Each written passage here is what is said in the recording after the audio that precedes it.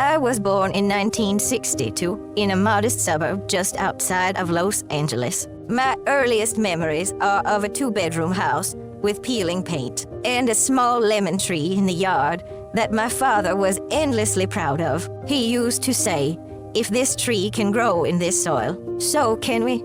At the time, I didn't understand how much of his life was wrapped up in that sentence. My father, Robert, drove city buses for the Los Angeles Transit Authority. He wore his uniform like armor-pressed shirt, stiff cap, and came home with the smell of diesel clinging to him, no matter how many times my mother washed it out. My mother, Helen, worked part-time at a grocery store. She was small in stature, but had a voice that carried across any room. People remembered her because she remembered them, their birthdays, their children's names, the kind of bread they liked.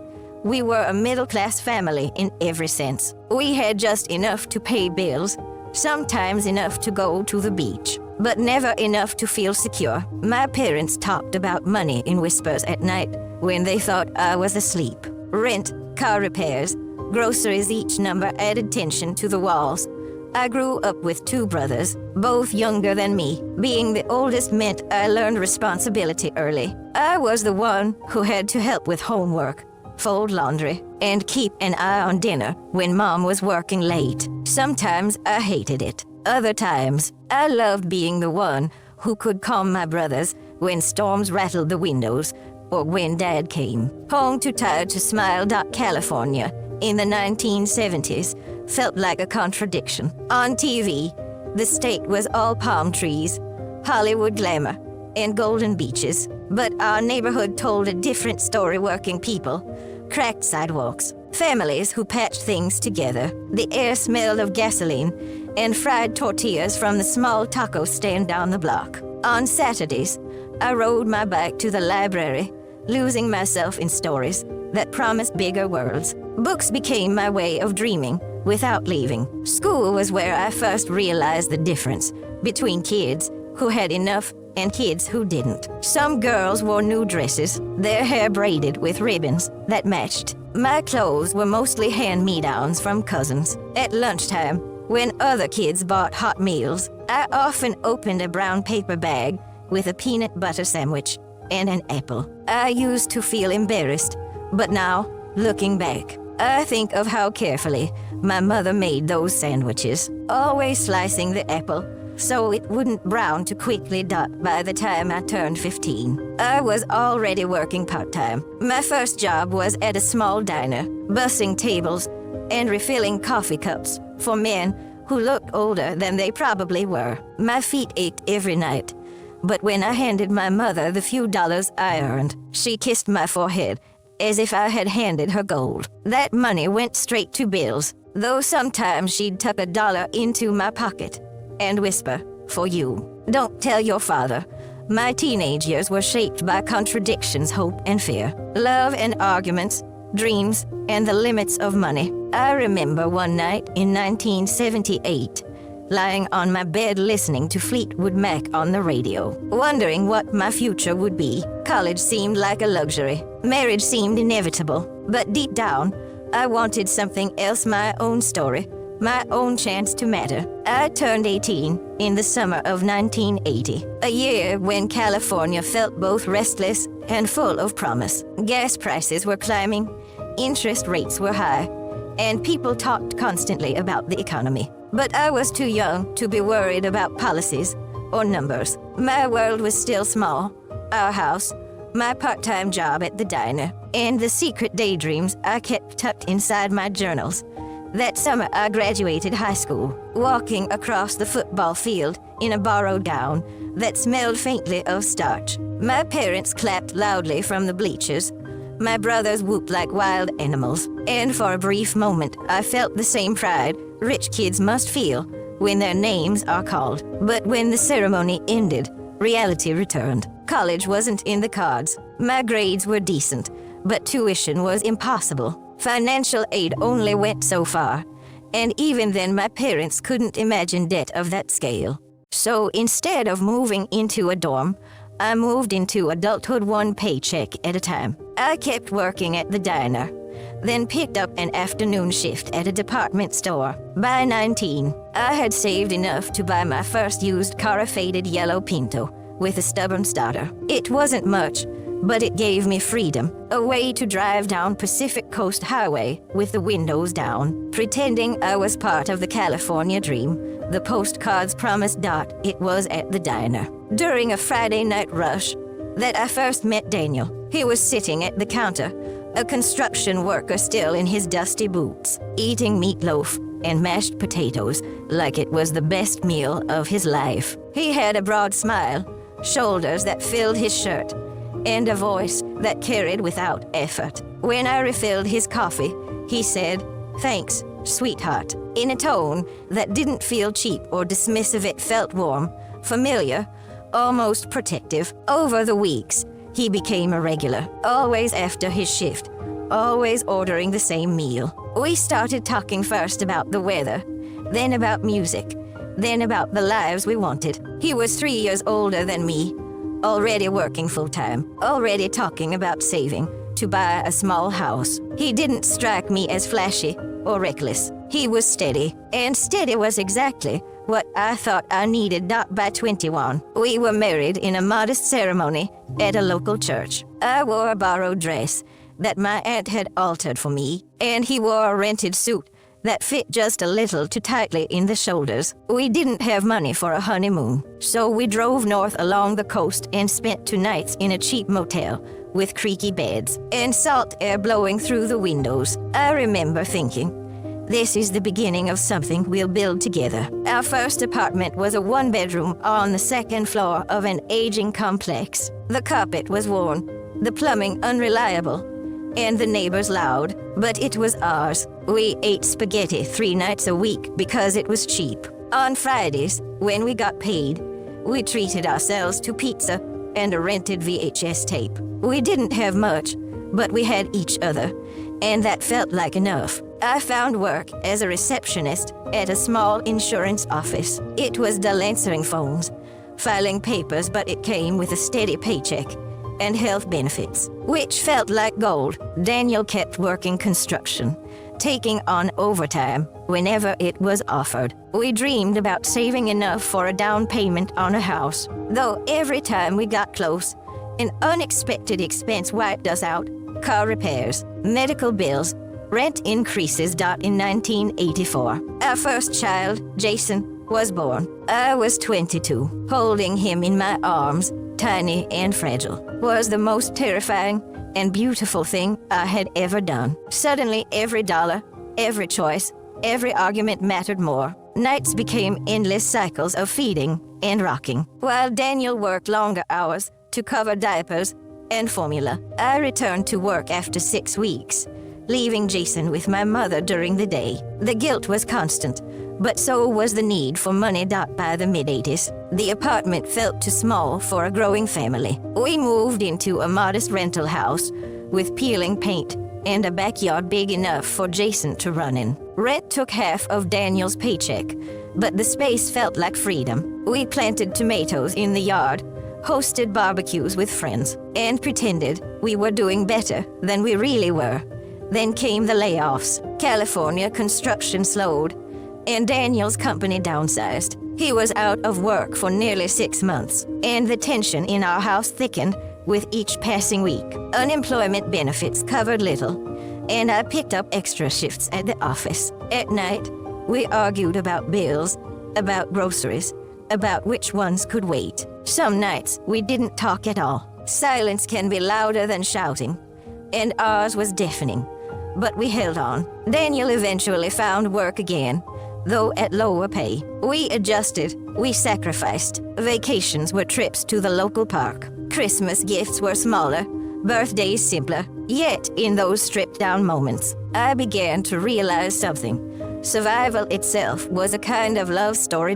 In 1988, our daughter, Emily, was born. Jason was 3 by then, a wild boy full of questions and energy. Emily arrived quiet, with wide eyes that studied everything. I juggled work and childcare, sometimes feeling like I was drowning. But when I watched them sleep, one sprawled across his bed, the other curled in her crib, I felt an ache of gratitude that outweighed exhaustion. By the end of the decade, we were still in that rental house, still chasing stability. Our bank account never stayed full for long, but our table was rarely empty. We didn't live the California dream of sunshine and wealth. We lived the California reality: bills, rent, long commutes, crowded grocery stores, and the occasional glimpse of the ocean that reminded us why we stayed. By the time the 1990s arrived, our life felt like a treadmill we couldn't step off. Jason was in grade school,